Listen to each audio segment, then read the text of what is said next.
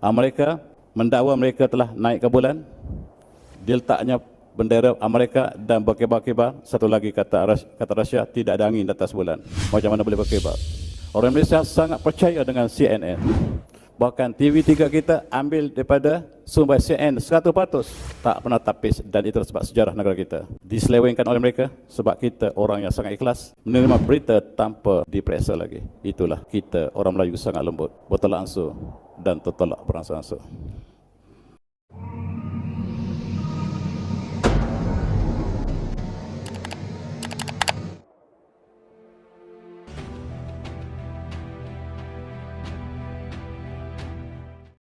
Izinkan saya baca kesimpulan yang dibuat oleh pengurusi BBC ini.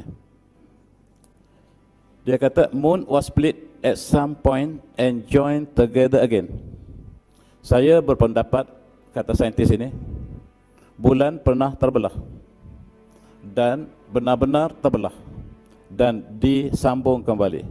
Sebab tempat sambung dengan tempat yang asal ini tidak sama. Seolah kita belah buah timun Cina, buah tembikar, tuan-tuan. Dan kita rapatkan tidak rapat sama, tidak tepat sebagai asalnya. Allah ingin tunjukkan kesan mukjizat yang agung ini.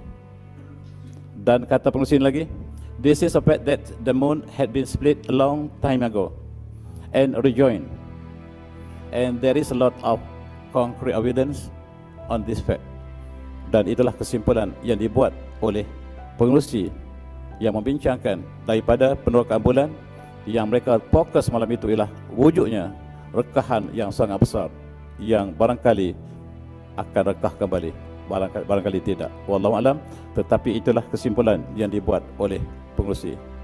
Mereka lukis rekahan itu dapat disaksikan daripada hujung ke hujung, daripada sebelah yang jelasnya ialah daripada kutub selatan. Ketika itu ada seorang Yahudi menonton perancangan tersebut. Dia sangat anti dengan Islam. Dia mengkaji bulan terbelah dan dia ingin jadikan modal dia untuk menafikan peristiwa itu. Tiba-tiba dia dengar bahawa pengerusi bersama dengan ahli astronot yang sedang berbincang tentang rekahan bulan, yang mengatakan bulan secara jelas ada bukti-bukti yang sangat konkret bahawa bulan pernah terbelah. Dan dia melompat dari kursi dia, mengucap syahadah. Dia fasih bahasa Arab sebab dia mengkaji Islam untuk negatifnya. Tetapi hari ini dia mendapat hidayah melalui perbincangan mereka yang membincang tentang rekahan bulan. Dan dia mengatakan sekarang dia sudah tua. Dia memimpin parti Islam se-Britain, parti yang tidak ada sambutan di Britain. Tidak seorang pun ahli parlimen daripada parti ini. Tetapi dia mengatakan tugas saya ialah menanam benih di Britain. Kejayaan bukan urusan saya. Urusan saya ialah untuk menanamkan benih Islam dalam politik di Britain. Dan benih saya telah tanam. Barangkali akan tumbuh, barangkali akan bukan hasil suatu tak akan datang, saya tidak tahu. Tugas saya ialah berjuang, dan saya beritahu saya memeluk Islam semata-mata kerana bulan terbelah. Tuan-tuan yang saya hormati, peristiwa yang sama dicabar oleh orang Quraisy. Mereka tidak dapat hidayah. Allah berikan hidayah kepada orang yang datang kemudian.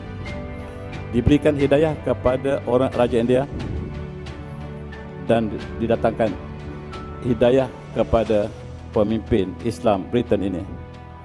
Dan dia sentiasa berkata, saya benar-benar memeluk Islam kerana satu peristiwa saja, iaitu bulan terbelah. Tuan-tuan boleh Google asal-usul dia. Daripada nama dia, Yahudi. Namanya David Moses Peacock.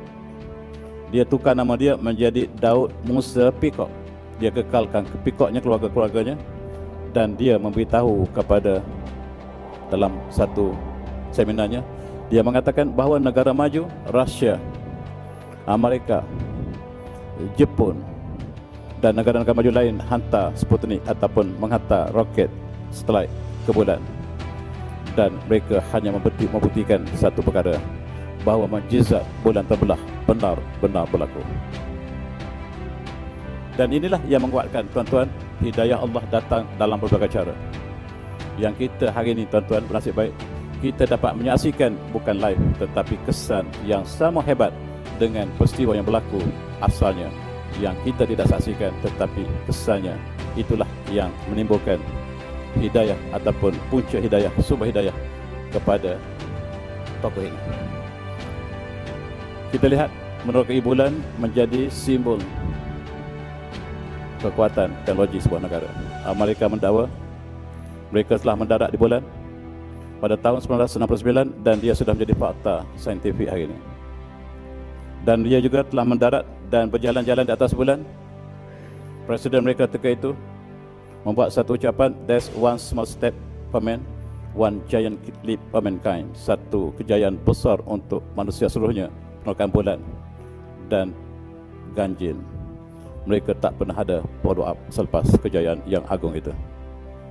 Mereka membawa balik batu-batu bulan kononnya, dan satu ketuanya dihantarkan ke Malaysia, diberikan kepada Malaysia.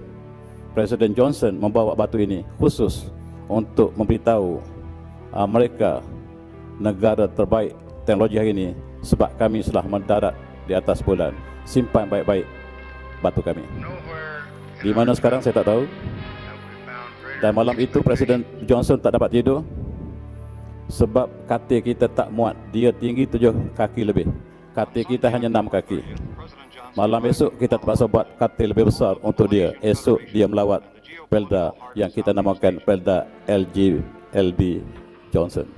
Kat mana? Kat sebelah sana. Ini ialah satu simbol. Mereka ingin beritahu bahawa dia telah lebih baik pada Rusia. Dia telah mendarat di bulan. Tetapi kalau kita buat survei hari ini tuan-tuan, orang Rusia tidak percaya sama sekali. Kenapa tidak percaya? Bahkan saintis Amerika tidak percaya, dan tuan-tuan sudah baca buku ditulis oleh saintis mereka, Bill Kaysing, "We never went to the moon." Kenapa kita harus berbohong dan kata Rusia untuk sampai ke bulan? Hari ini cerita bulan tuan-tuan. Roket mesti melalui satu belt yang dinamakan belt Allen belt, iaitu electromagnetic field yang sangat kuat yang melindungi bumi. Tidak dapat dilihat dengan mata, tetapi dia adalah kesan daripada elektromagnetik yang sangat kuat. Dan sekiranya logam melalui elektromagnetik ini, pensyarah fizik beritahu kepada saya, dia menghasilkan voltage yang lebih tinggi pada 1 juta volt, yang tidak mungkin hidupan akan lepas. Kata Rusia, bukan saya kata. Mereka kata, kami tahu dan kami pergi bukan ikut belt yang banyak tadi, kami pergi tempat belt yang minimum. Itu jawapan dia. Tetapi kata Rusia, dia menghasilkan suhu yang sangat tinggi, 1535 darjah Celsius, yang tidak mungkin ada hidupan dapat lepasi lapisan tersebut. Apakah tujuan lapisan tersebut? Ialah untuk sebagai sukufan mahfuzah, barangkali yang Allah sebut demikian. Apabila ada meteorit, ada komet datang ke bumi, dilencungkan oleh belt ini. 2 minggu lepas, NASA mengisytiharkan ada komet sebesar kapal Titanic, besar tuan-tuan, dan sedang menuju ke bumi. Mereka sudah panik, hampir mengisytiharkan darurat atas muka bumi. Tetapi sebaik saja sampai komet ini melencung, dan itulah tugas yang Allah letakkan kepada belt yang sangat tebal ini sebagai protektif kepada bumi seluruhnya, dan bumi dipelihara sehingga Allah tentukan kemusnahannya. Dan kata Rusia, kita lihat suhu di atas permukaan bulan. Ini ialah spektrum suhu di atas permukaan bulan. Yang satu ketika sejuk dan satu lagi ketika berdepan dengan matahari. Ketika sejuk dia minus 107 darjah. Dan ketika dia berdepan dengan matahari, suhunya minimum 107 Celsius, 100 darjah Celsius. Air mendidih 100 darjah Celsius. Tetapi suhu di atas muka bulan 107 Celsius. Tidak mungkin dapat berjalan dengan tenang, dan pembohongan besar berlaku. Dan itulah yang sedang mereka lakukan. Buktinya Amerika tidak pernah buat follow up. Kalau benar, mereka naik kembali dan letakkan stesen telekomunikasi mereka untuk lakukan kajian forensik ke planet lain, tetapi tidak pernah berlaku. Dan itulah sebenarnya yang paling percaya di dunia, kata kajian ini, orang Malaysia. Orang Malaysia sangat percaya dengan CNN. Bahkan TV3 kita ambil daripada sumber CNN 100%. Tak pernah tapis, dan itu sebab sejarah negara kita. Diselewengkan oleh mereka sebab kita orang yang sangat ikhlas menerima berita tanpa diperiksa lagi. Itulah kita orang Melayu sangat lembut, bertolak ansur dan tertolak beransur-ansur.